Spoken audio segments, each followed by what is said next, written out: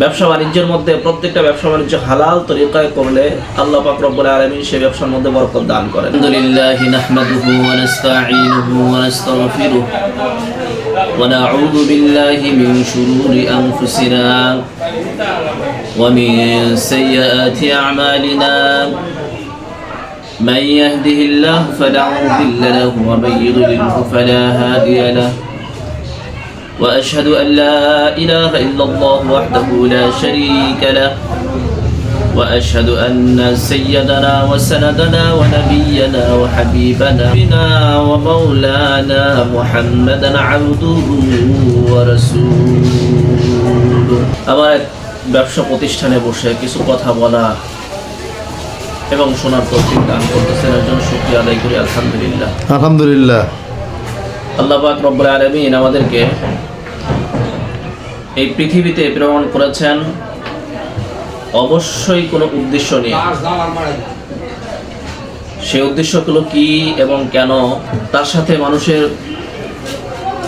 সম্পর্ক কি কিভাবে রাখতে পারে, এই কারণে এই উদ্দেশ্যগুলোকে আমাদের ভালো করে বুঝতে হবে এবং মানতে হবে। আল্লাহ জাল্লা জালালুহু ওয়া নাওয়ালুহু আমাদেরকে পৃথিবীতে প্রেরণ করেছেন একমাত্র আল্লাহ পাক রব্বুল আলামিনের ইবাদতের জন্য।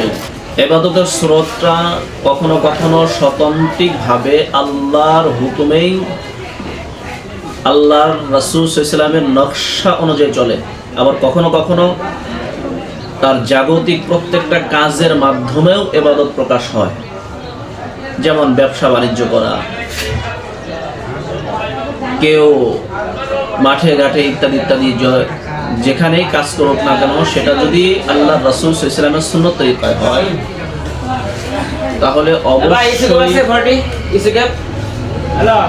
অবশ্যই সেটা নবী পাক আলাইহিস সালাতু ওয়াস সালামের সুন্নত তরিকায় হলে সেটা অবশ্যই ইবাদতে গণ্য হয়।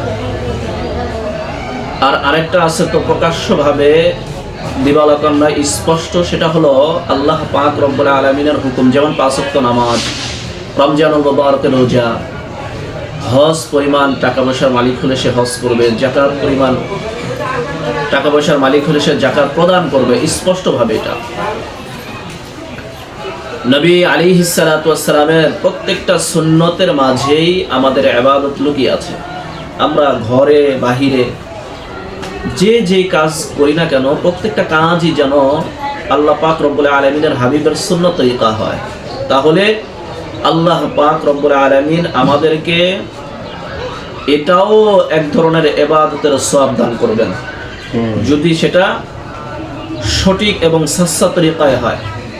যদিও দেখা যায় যাদের মাঝে ব্যবসার মধ্যে